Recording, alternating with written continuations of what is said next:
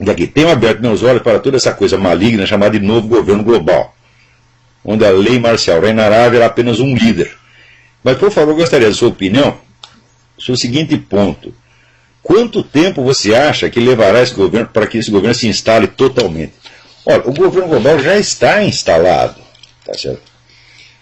Você vê aqui, se você pegar todas as leis que foram promulgadas no Brasil nos últimos 10 ou 15 anos, todas vieram prontinhas da ONU. Tá certo? E, ademais, se inventaram novas técnicas de governo que passam por cima da discussão parlamentar. As decisões são tomadas através de decretos administrativos. Quer dizer, quem governa agora são diretores de departamento, a coisa não passa pelo parlamento, não é discutida. E eles estão impondo essas coisas no mundo inteiro. A coisa já está organizada, ela só está, vamos dizer, só não está oficializada. Mas um governo mundial, de fato, já existe, né? Aliás, existe até 3. Né? Tem um que domina aqui o Ocidente, tem outro que domina lá a Rússia e a China, e o terceiro que domina o mundo islâmico. Em todos esses lugares você tem um sistema totalitário já montado. Quando eles brigam entre si, é sorte nossa. Né? Porque onde tem conflito, você sempre tem uma margem de manobra que você pode aproveitar. Mas quando eles entram em acordo, e quando eles ficam amiguinhos, aí o negócio complica, gente. E isso é que é a coisa mais interessante da história. Porque o professor Dugin, ele no nosso debate lá, ele está dizendo que existe esse esquema globalista, que é popperiano, iluminista, materialista, essa coisa toda, e ele diz que esse é o inimigo do esquema russo-chinês. Isso é mentira, gente. Esse pessoal globalista está favorecendo a Rússia e a China há mais de 60 anos. Você vê, nos anos 50 já houve aqui uma comissão do Congresso americano, comissão parlamentar de inquérito, comissão REES, R-E-E-S-E, que investigou a atividade das grandes fundações bilionárias, financiadas por Rockefeller, Morgan, por toda essa turma globalista, e comprovou acima de qualquer possibilidade de dúvida que esse pessoal estava fomentando tudo quanto é tipo de atividade comunista nos Estados Unidos. Esse pessoal sempre trabalhou contra os Estados Unidos. Depois que acabou a União Soviética, eles fizeram tudo para restaurar a economia dos países comunistas. Soltaram dinheiro para a China, então o investimento que houve na China foi uma coisa monstruosa. A economia chinesa não existiria se não fosse essa turma globalista. Agora, como é que você vai dizer que os globalistas são os inimigos dos chineses? Oh, meu Deus, eles não são os inimigos dos chineses. Eles são os patrões e sócios do chinês, porra. Então, esse esquema do professor Dugin, em vez de ele liquidar o globalismo ocidental, ele vai liquidar os Estados Unidos e o nacionalismo americano. E daí estará tudo maravilhoso, porque sobrará somente os 3 esquemas globalistas e eles farão as pazes. Isso é o plano do professor Dugin. Farão as pazes e dominarão o mundo. Agora, acontece que, no meu modesto entender, o esquema russo-chinês pode fazer as pazes com o globalismo ocidental, porque elas já andam de mão dadas. Né? Mas o Islã jamais vai consentir em ser governado por essa gente. Tão logo a resistência nacional, as últimas resistências nacionalistas, especialmente dos Estados Unidos e de Israel, sejam removidas do mapa, aí é que vai começar a briga. Hein? A briga vai ser entre o Islã e o esquema russo-chinês, e os outros 2 esquemas globalistas, especialmente o russo-chinês.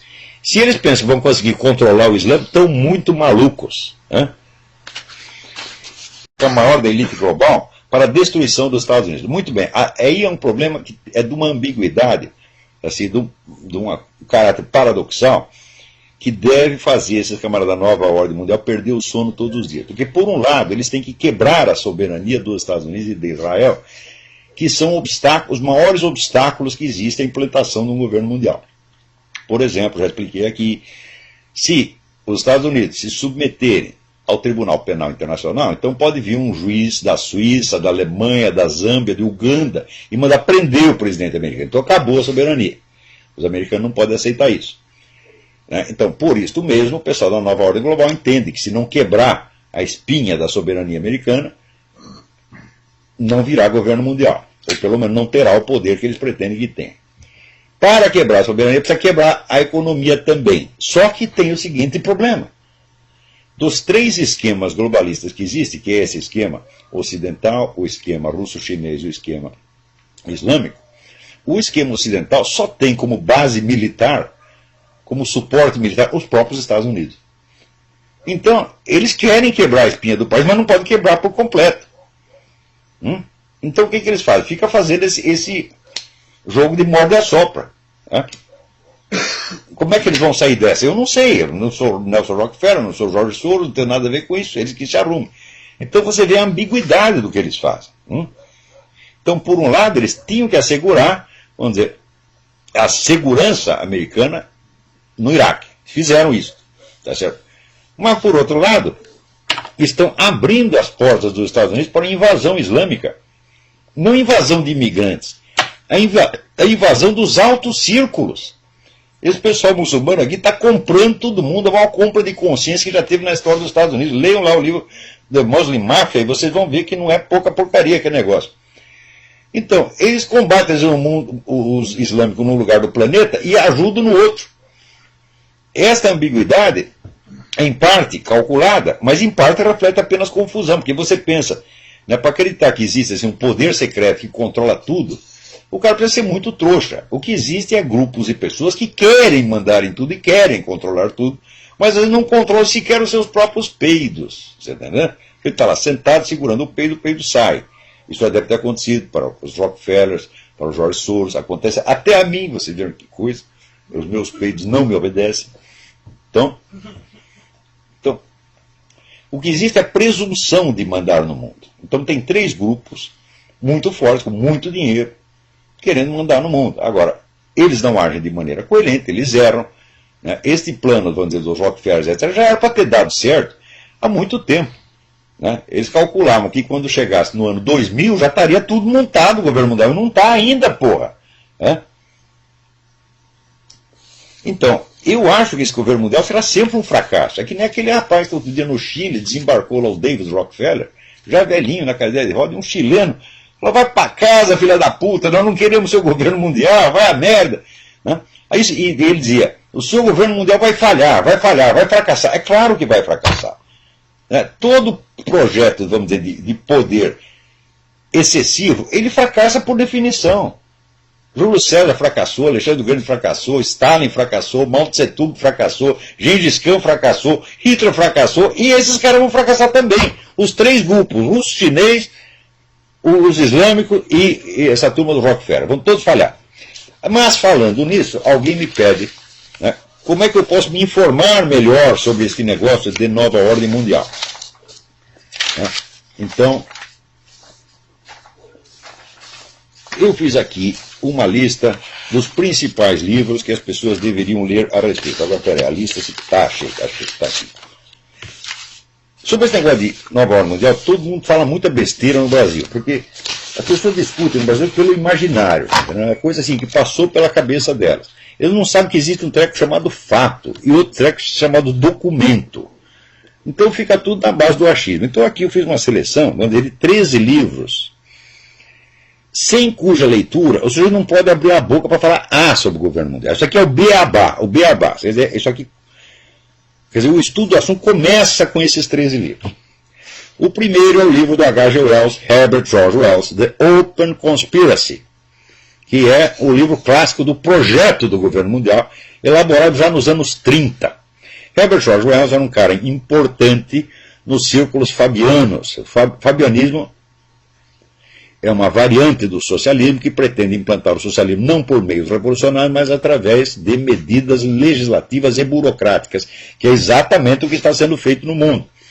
Não quer dizer que fosse uma dissidência do movimento comunista, porque sempre houve cumplicidade entre uma coisa e outra. Quer dizer, você tenta pelo meio revolucionário, insurrecional. Se der errado, você vai pelo meio legal, administrativo, burocrático. Se isso aqui der errado, você volta para o esquema revolucionário. Sempre foi assim e sempre será.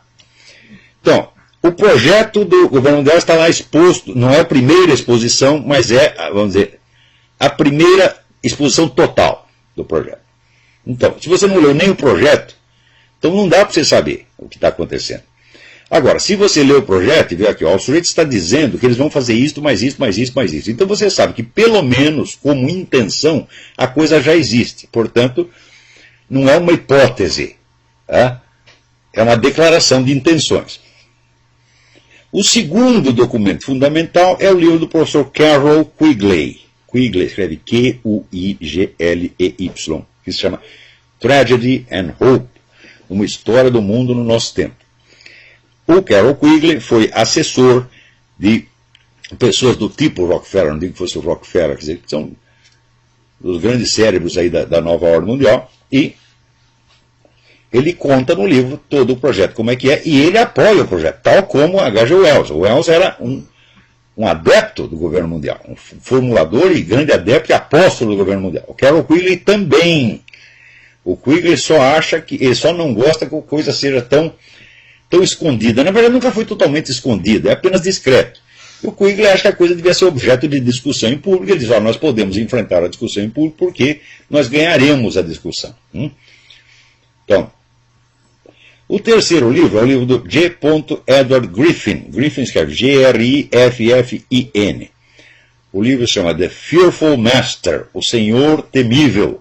É um livro sobre a ONU e como é a modalidade de ação da ONU, especialmente na África, onde arrasou dezenas de países, derrubou um monte de governos legalmente constituídos, instaurou ditaduras, promoveu genocídio, etc. Para você ver que a ONU ainda tem, no Brasil você ainda tem a ideia da ONU como apenas uma assembleia de países, né? Que não tem poder nenhum, é um poder apenas delegado pelo país. Não é assim de maneira alguma. Há muito tempo já não é assim. Quarto livro, o livro do Stanley Monteith. Monteith escreve M-O-N-T-I-E-T-H. O livro chama-se Brotherhood of Darkness, a Irmandade das Trevas. Então, esse livro é o melhor que existe sobre a participação de sociedades esotéricas e secretas dentro deste, semi-secretas, dentro deste plano da nova ordem mundial. Uma interpretação extremamente equilibrada e muito bem informada. Quinto livro, o livro que eu já citei dezenas de vezes, o livro do Lee Penn, P-E-N-N. O livro chama-se False Dawn, a Falsa Aurora, com o subtítulo The United Religious Initiative, Globalism and the Quest for a One World Religion. Quer dizer, a iniciativa, tem uma entidade que chama United Religious Initiative, Iniciativa das Religiões Unidas, o globalismo e a busca por uma religião mundial. Então está lá abundantemente documentado. Esse livro é constituído sobretudo de documentos mostrando o desenvolvimento das discussões e projetos para fundir todas as religiões tradicionais, as religiões novas, numa religião biônica a ser implantada pela ONU. Está lá, olha, o número de pessoas que participaram dessas discussões e projetos é um negócio impressionante. Gente de muito peso, tá certo? Está lá George Bush, estava o Papa João Paulo II, está todo mundo metido nisso.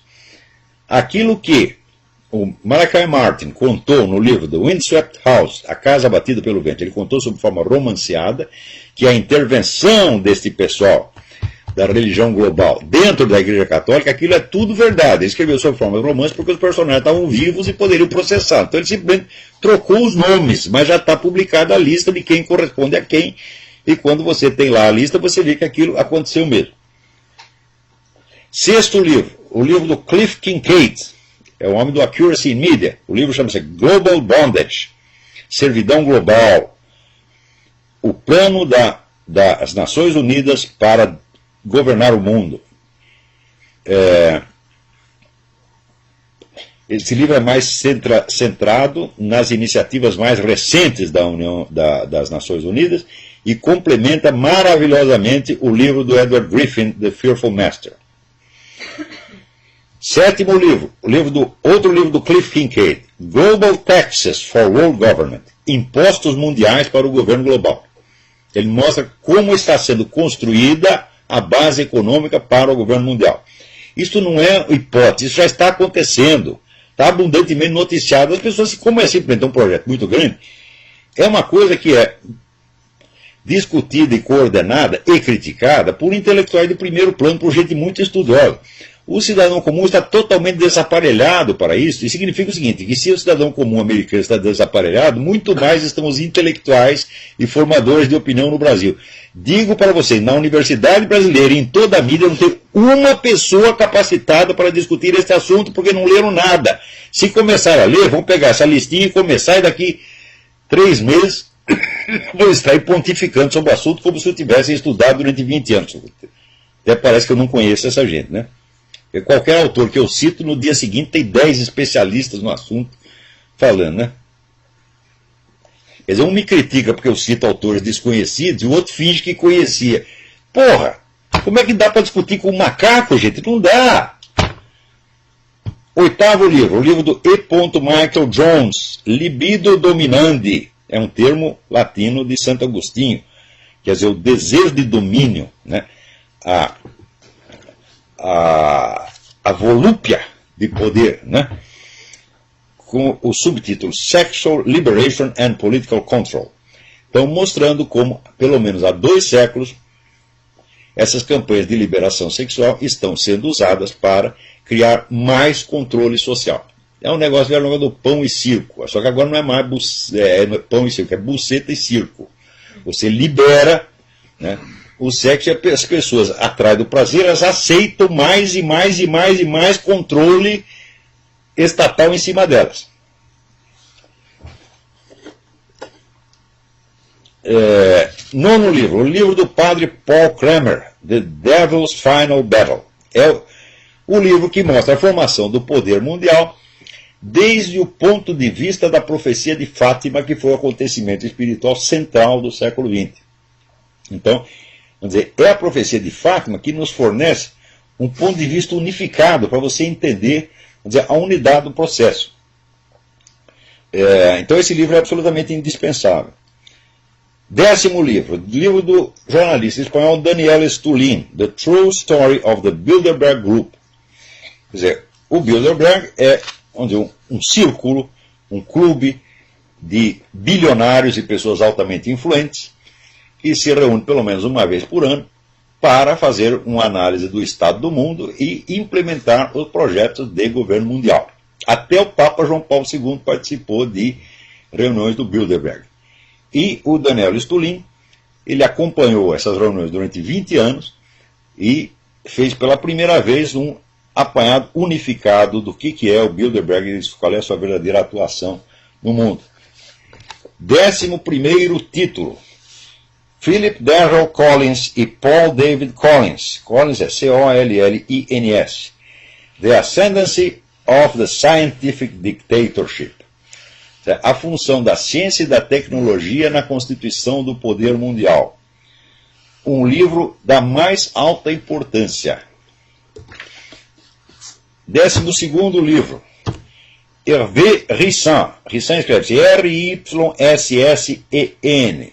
Les Espérances Planetariennes. As Esperanças Planetárias. É mais, vamos dizer, é um livro sobre, vamos dizer, o imaginário, as mudanças do imaginário, do sentimento coletivo que estão sendo, vamos dizer, realizadas para tornar palatável, ou pelo menos não é palatável, para tornar insensível a formação da nova ordem mundial, de modo que esse poder mundial esteja constituído diante dos olhos de todo mundo, sem que as pessoas sequer percebam. Tanto que até hoje tem gente que tem a cara de pau de dizer que isso é uma hipótese, isso é uma opinião. Meu Deus do céu. Se o sujeito diz, eu vou fazer isso assim, assim, assim, assim. Depois ele diz, eu estou fazendo, blá, blá, blá, blá. Depois ele diz, já está dando certo. Eu venho e conto o que o cara está fazendo e ele diz que é hipótese. Significa que você não sabe o que é uma hipótese. Né? Hipótese é assim, eu sem ter vamos dizer, a minuta dos planos, a narração das ações, o depoimento do próprio interessado, eu conjeturasse, eu acho que o sujeito está fazendo assim, assim, assim. Mas não é o que acho, eles mesmos estão dizendo, meu Deus do céu. Se existe algo que está bem documentado no mundo, é a formação do poder global. Então, aqui, 13º livro, Ted Flynn, F-L-Y-N-N, Hope of the Wicked, a esperança dos wicked é malicioso, né? a esperança dos maus, The Master Plan to Rule the World, o plano geral para o domínio do mundo. Então, esses 3 livros são o beabá desse assunto. Então, se o cara não leu pelo menos esses 13, não leu e pensou sobre isso aí, não tem condição de abrir a boca sobre o assunto. Olha, eu li centenas de livros sobre isso, centenas. E desses centenas eu selecionei esse aqui, porque são aqueles que, vamos dizer, primeiro, tem as informações mais básicas. Segundo, são os mais simples, os mais interessantes de ler. Tá certo? E terceiro, enfocam o assunto do ponto de vista geral. Agora, se você for partir, vamos dizer, para os estudos sobre pontos determinados, então a bibliografia não acaba mais. Tá certo? Dá para você lotar bibliotecas inteiras. E mesmo tudo que eu li, que são algumas centenas de livros, olha, é nada no conjunto. Né? Muito bem, o que mais nós... explicar o seguinte. Hoje em dia só existem 3 grandes focos de poder no mundo que, de certo modo, estão disputando o controle global. Esses 3 são, primeiro, essa elite globalista ocidental, que se reúne no CFR, Council of Foreign Relations, Comissão Trilateral, em suma, é pelos Rockefeller, George Soros, essa gente toda. Segundo, você tem a elite russo-chinesa, que é herdeira do antigo Partido Comunista e, no fim das contas, é construída do serviço secreto, serviço secreto civil e militar da antiga União Soviética e do governo chinês. São as mesmas pessoas, a mesma classe que ainda está no poder. Em terceiro lugar, você tem o grupo islâmico, que é constituído, vamos dizer, de uma liderança religiosa tradicional que sempre mandou lá e continua mandando. Então você tem esses 3 grupos. Todas as ações que você vê se desenvolver no mundo têm como origem um desses três focos. E os 3 grupos, eles às vezes competem entre si e às vezes colaboram. Quer dizer, a trama de interesse é muito complicada ali. Então você vê, por exemplo, que às vezes existe um conflito entre a penetração islâmica e a elite local de um país, mas às vezes existe uma colaboração, como por exemplo na Inglaterra. Na Inglaterra o grande agente islamizador é o próprio governo inglês, e sobretudo a família real britânica. Também entre o bloco russo-chinês e o bloco globalista ocidental também você tem uma mescla de interesses que às vezes divergem, às vezes convergem. Mas o fato é o seguinte, somente esses 3 grupos têm meios de ação. Então qualquer processo político que você veja acontecer, sempre tem como origem um desses 3 focos. Não há outras forças. No caso, esse negócio do Occupy Wall Street, isso aí é a elite ocidental. Aqui nos Estados Unidos é claramente essa elite, George Soros, Rockefeller, etc. E na Europa é esse mesmo pessoal agindo em aliança com grupos islâmicos. E eu não sei, eu não tenho informação correta, vamos dizer, da interferência russo-chinesa no caso. Não tenho dados, então não posso dizer. Mas aqui nos Estados Unidos é somente a turma é o próprio pessoal do Wall Street que está causando isso. Tem alguém na linha aí, quem é? Alô? Alô? Alô, é o André da França? André da França, tudo bem, André? Tudo bem. Professor, meus parabéns pelo trabalho, pelo programa. Eu acho que o senhor faz um trabalho aí fantástico, muito sério. Já acompanho há longo tempo, já há longa data. Obrigado. A pergunta é com relação à questão aí dos 3 poderes mundiais, né, que o senhor já citou isso várias vezes, e que, bom, a gente que está em busca aí da verdade, às vezes vemos algumas coisas, atitudes, né, de alguns governos, e sempre perguntando, poxa, tem alguma coisa estranha, né, tem algo por trás, mas chegar a essa conclusão é algo muito difícil. Eu acho que o senhor sintetizou muito bem, né, essa coisa dos 3 poderes, porque realmente as peças se encaixam perfeitamente, né? E desses 3 poderes, né, o comunismo, o islamismo, bom, que aqui na França, na Europa, é uma coisa absurda, é notório essa invasão aqui, e o grupo dos milionários, desses 3, nós podemos considerar que o comunismo seja o pior deles? Ou... Olha, na verdade eu não sei julgar. Evidentemente, em termos de violência, nada se compara com o comunismo, nem mesmo o nazismo chegou a cometer crimes naquela proporção. Você vê, as vítimas do nazismo são 20 milhões, agora as do comunismo são mais de 100. Quer dizer, a conta feita pelo livro do comunismo é uma conta, como se diz, conservadora, né, no sentido que a palavra tem em medicina, quer dizer, você diagnostica por baixo. Né? Mas os outros também, é difícil você julgar isso aí, porque existe um problema da cumplicidade. Por exemplo, agora saiu o livro do Chuck Morse, né, mostrando a cumplicidade entre esses radicais islâmicos e o nazismo durante a guerra. Liu muito bem. Chuck Morse é um radialista daqui de Chicago, acabou de publicar um livro muito importante sobre isso. Então é difícil você saber quem é pior, porque às vezes você fala os crimes do comunismo, e bom, mas essa turma toda, Rockefeller, essa turma do Wall Street, não ajudaram pra caramba o regime soviético? É o mesmo time, né? Não existiria economia soviética sem essa gente. Então é difícil você saber a autoria do crime, tá? Porque são tantas mãos. Certo.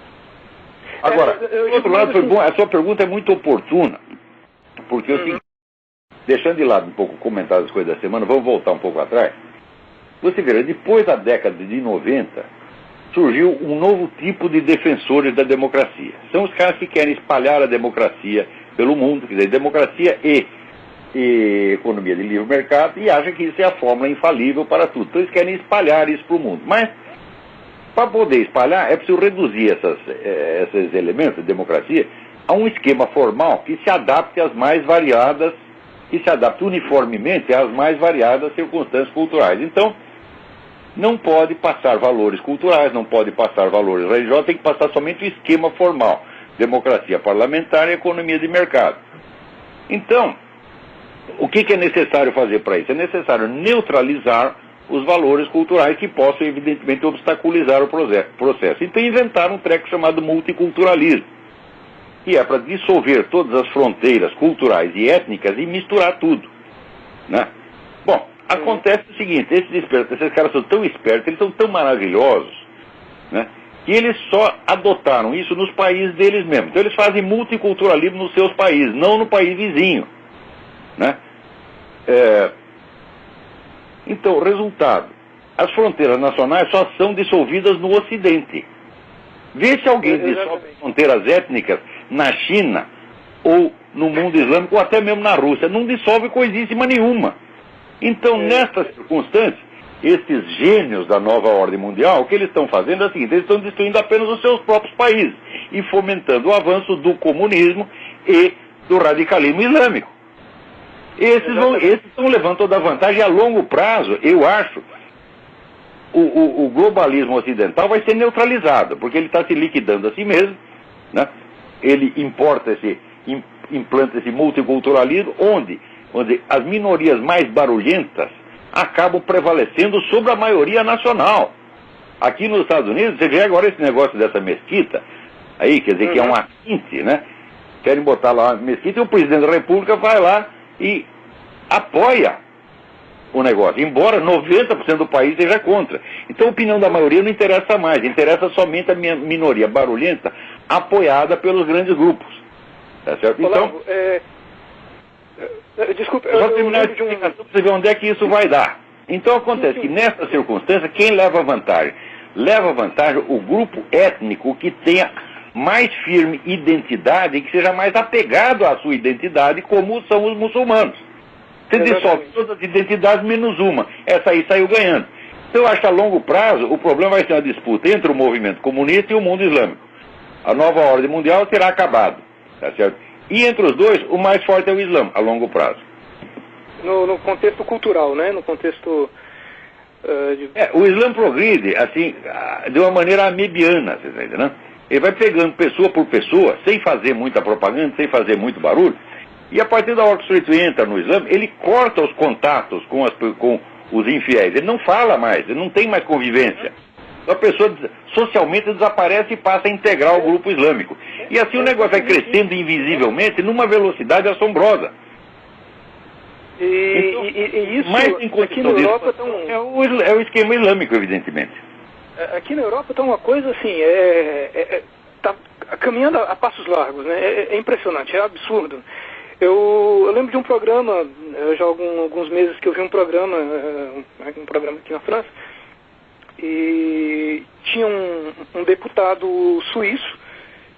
O tema era exatamente sobre aprovar ou não, eu esqueci o nome daquela torre, né, islâmica, que eles têm a mesquita, mas tem aquela torre que eles fazem, o cara faz o chamado para a prece. Isso. E eles estão querendo já fazer isso aqui na França. Aliás, já tem em alguns lugares, por acaso, né? Me parece... Não tem. Mas dia você vai ter o muezinho lá do alto da Torre Eiffel, chamando os caras.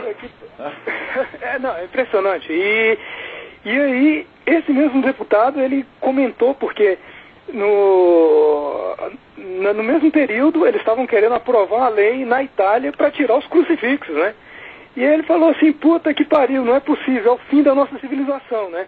Vocês querem tirar os crucifixos e quer levantar a torre, né? E construir mais mesquita. Esse pessoal da nova ordem mundial, eles só estão destruindo o Ocidente mesmo. No Oriente eles não tocam, no mundo islâmico eles não tocam, no mundo comunista eles também não tocam.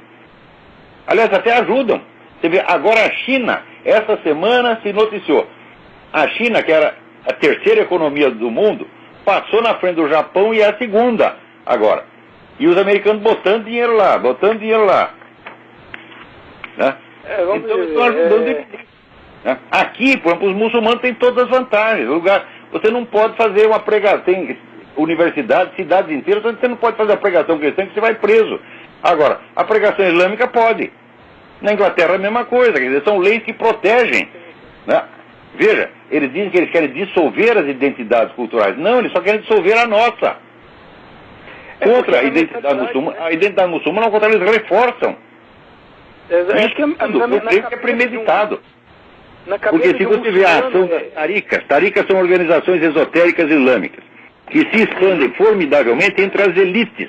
Pega altos intelectuais, governantes, os homens mais ricos do mundo, vão pegando as coisas discretamente com 50, 60 anos de antecedência.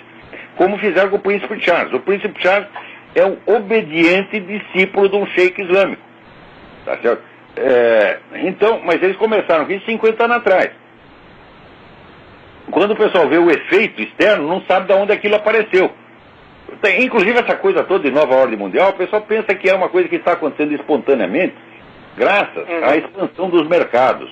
Eu digo, não. Você procurar livros publicados 50, 60, 70 anos atrás, você vê que é um plano, é uma ideologia. Eles conceberam, discutiram isso profundamente. São centenas de autores importantíssimos, entre os quais Arnold Toynbee, né, discutiram isso durante 50, 60 anos antes de colocar em prática.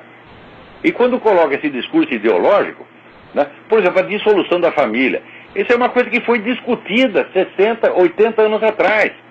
Temos que lançar uma civilização planetária onde todas as identidades étnicas se misturem e desapareçam as várias formas de família, criando, vamos dizer, um pluralismo familiar, novas modalidades de família. Tem aqui uma família constituída, né, de 4 cônjuges masculinos, né, mais uns, pega lá uns moleques na rua que os caras vão comer nas horas vagas e isso passa a ser uma família, porra.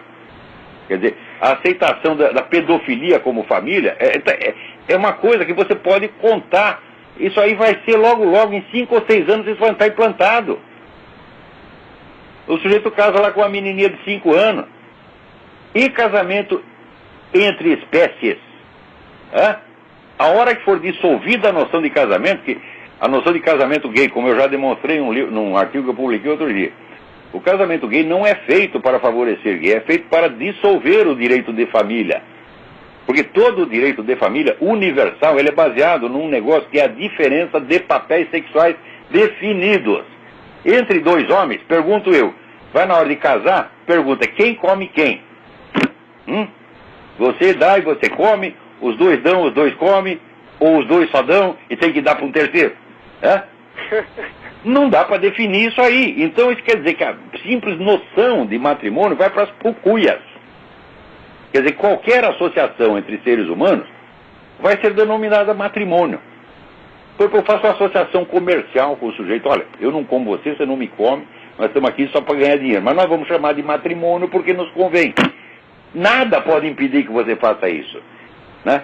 Eu pego aqui o meu cachorro, o Big Mac, e digo, agora eu vou casar com o Big Mac, porra. Você está entendendo? E ninguém vai poder mentir. Então, o direito de família inteiro, que levou 20 séculos para construir, desde o tempo do Romano, que é um negócio de uma complexidade enorme, é como se fosse um relógio suíço. Eles que estão fazendo isso, estão metendo um chiclete no meio da engrenagem do relógio suíço. Não vai funcionar mais. Entende? Então, nesse caos, você cria um caos cultural no qual o único princípio de ordem será a intervenção da autoridade mundialista. Então você vê, de um lado tem os chamados liberais, né, pregando aí, nós temos que expandir a democracia, a liberdade de mercado, etc, etc. E do outro lado vê o pessoal esquerdista, comunista, dizendo nós temos que aumentar a autoridade, aumentar o poder dos organismos multinacionais. Ora, uma coisa casa com a outra maravilhosamente, porque se você expande os mercados, então é o seguinte, o direito comercial tem que ser uniformizado, porra. Você está entendendo? Então não pode haver mais um direito comercial nacional, tem que haver um direito comercial internacional. Se existe direito comercial internacional, tem que ter um tribunal comercial internacional. Então pronto, está aí constituída. Se você quer, né, a expansão ilimitada dos mercados, então você quer um tribunal civil internacional para regular o mercado. Então o que a direita, entre aspas, está pedindo é exatamente o que a esquerda está pedindo, porra. Um pede por um motivo, o outro pede por outro motivo, né? Um quer enrabar você e o outro quer que você dê o culpa a ele, entendeu? Essa é toda a divergência que existe atualmente. Pois é, Olavo, e é impressionante, quando nós pegamos essas peças e começamos, né, e claro, pessoas aí como o senhor e tal, e outros pensadores também que vêm nos auxiliando com seus pensamentos, e começamos a juntar essas peças, vemos que realmente é algo real, é algo presente, só não vê quem não quer, né? Claro, agora você vê que muito do que circula de informação a respeito de nova ordem mundial só pode ser compreendido à luz da competição entre os três grupos globalistas. Por exemplo, nos últimos anos, o que saiu a respeito do Bilderberg, do grupo Rockefeller, etc., é uma monstruosidade da biblioteca inteira. Quando você vai ver, tudo isso vem da Rússia. Então, é um dos esquemas globalistas que está denunciando o outro. Isso não quer dizer que as informações que estão colocadas ali sejam falsas. São verdadeiras, só que está ocultando, um esquemão está ocultando o outro esquemão, tá entendendo? Então a gente, olha, para estudar esse assunto, a pessoa tem que usar com muita seriedade, com muita firmeza e disposto, vamos dizer, a levantar 1000 hipóteses erradas para você acertar na milésima se conseguir acertar. Não é essa coisa de sair berrando aí que nem Alex Jones. Não, temos que denunciar a nova ordem. Calma, Alex Jones, inclusive, Alex Jones obviamente trabalha para os russos, né? É coisa evidente. Alex Jones, o tal do William Engdahl. Isso é tudo pessoal que trabalha para os russos. Então a finalidade deles é botar em evidência um esquema global para esconder o outro. Porque é muito mais fácil. Veja, aqui nós estamos nos Estados Unidos, é a terra da informação. Aqui tem o Freedom of Information Act. Aqui você descobre o que você quiser. Só não fica sabendo das coisas se você não quiser. Agora, então é muito mais fácil você obter informação sobre pactos secretos, entre aspas, feitos por Rockefeller, do que você descobrir alguma coisa do que se passa na Rússia. Onde até hoje é tudo fechado. Então, aquele sobre o qual tem mais informação se torna mais visível. Isso cria uma ilusão de ótica. Você tem a impressão que é o Rockefeller que está decidindo até o que a Rússia faz. Você está entendendo? Então essa ideia de que existe uma central global mundial não existe. Existem três. E elas estão em competição. Às vezes colaboram com os seus interesses. Mas as três têm fontes independentes. Pois é. Olavo, é um prazer. Obrigado aí pelos esclarecimentos. Eu vou acompanhar aqui, vou te ligar e vou acompanhar. Continuar acompanhando. Obrigadão. Obrigadão. Obrigado.